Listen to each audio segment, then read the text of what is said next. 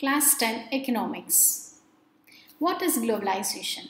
Globalization is the process by which businesses or other organizations develop international influence or start opening on an international scale. Globalization is a word used to describe the growing interdependence of the world's economies, cultures, and populations brought about by cross-border trade in goods and services, technology, and flows of investment, people, and information. Globalization also means integration between countries through foreign trade and foreign investment by multinational companies. In what ways is multinational companies different from other companies? An MNC owns and operates production across various countries of the world while other companies do not. Foreign trade and foreign investments are the essential features of multinational companies, while they are not the case in other companies. Now, what is foreign trade? Foreign trade is the exchange of goods and services between two countries in the international market.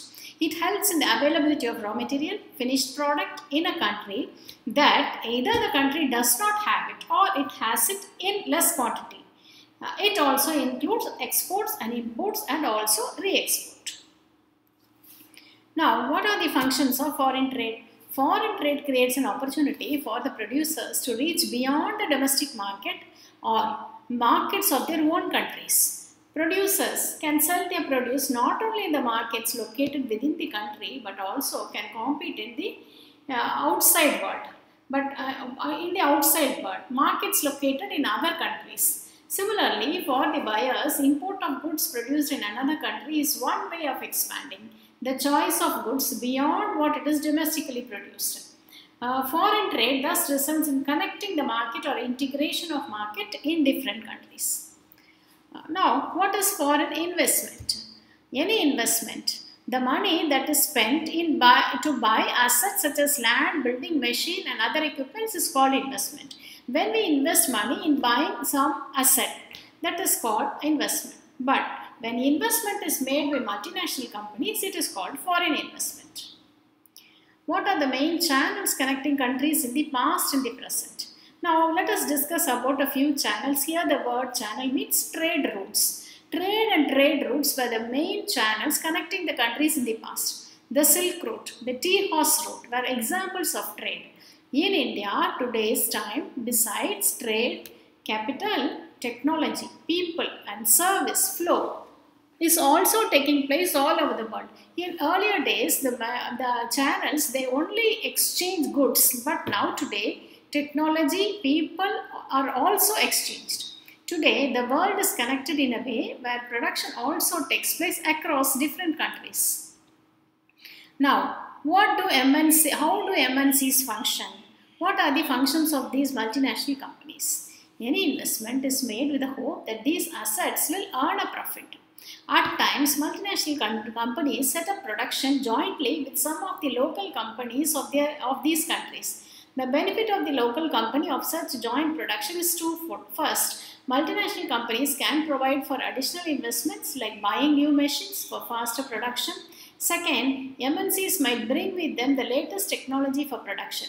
But the most common route for multinational investment is to buy up local companies and then to expand them. Multinational companies with huge wealth can quite easily do it. To take an example of the Cargill Foods, a very large American MNC has brought over small Indian companies such as Parag Foods. Cargill is now the largest producer of edible oil in India, with a capacity to make 5 million pouches daily. Now, what are the other functions of multinational corporations? There is another way in which the multinationals control production. Large MNCs in developed countries place orders for production with small producers. Garments, footwear, sports items are examples of industries where production is carried out by a large number of small producers around the world. The products are supplied to MNCs, which then sell these under their own brand names to the customers. These large MNCs have tremendous power to determine price, quality, deliver and labor conditions for these distant producers. MNCs are exerting a strong influence on production at these distant locations.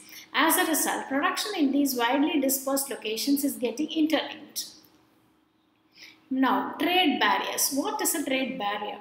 Trade barrier are government policies which place restrictions on international trade.